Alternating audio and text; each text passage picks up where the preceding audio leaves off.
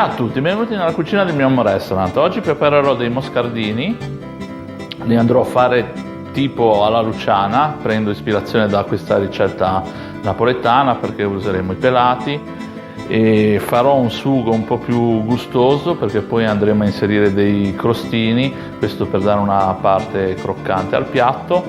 E come ingredienti semplici, nel senso che avremo dell'aglio, dell'olio, i nostri moscardini che per vedere come pulirli potete guardare nel link qua in alto a destra, del vino bianco buono, mi raccomando, che lo useremo per sfumare. Andremo poi a inserire i nostri pelati, anche questi mi raccomando che siano di un'ottima qualità. Io vado a inserire anche un po' di prezzemolo, un po' di salvia, dell'alloro, peperoncino, bacche di cinepro e anche un chilo di garofano, questo perché mi piace usare un po' di spezie, avere un sugo abbastanza saporito, pepe, sale e poi, come vi ho detto, un po' di crostini serviti da mettere in mezzo al sugo, questo per dare anche una parte croccante al piatto.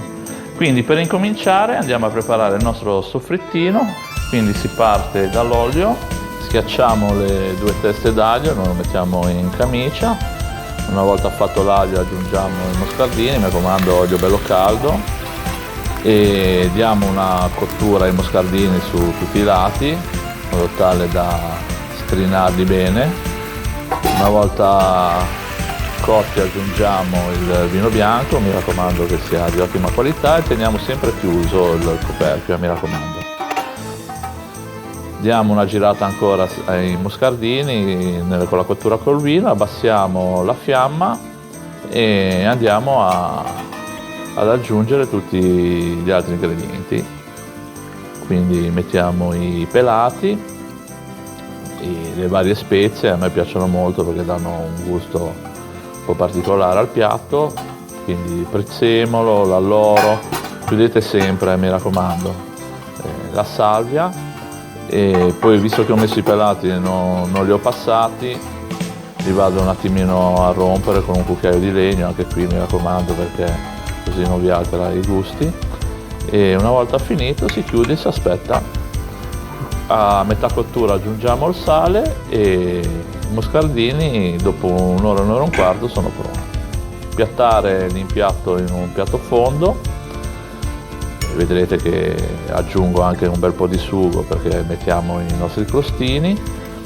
Pulite il piatto per fare bella figura con i vostri ospiti, una spruzzatina di pepe e il piatto è pronto.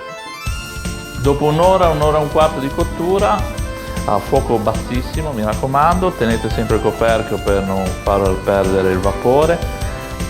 La cottura alla Luciana è proprio detta così, nel senso che si deve cucinare nella stessa acqua, e vedrete che non dovrete aggiungere né brodo né altri liquidi perché con la spruzzata di vino che abbiamo fatto e i pelati che rilasciano abbastanza liquido avrete un bel sugo. In questo caso io l'ho aggiunto tipo guazzetto, ci ho messo 2 crostini e viene un ottimo antipasto.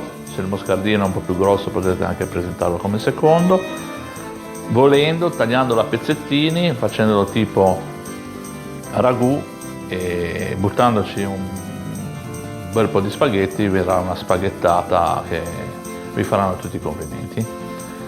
Vi aspetto per i prossimi video, ciao da Andrea.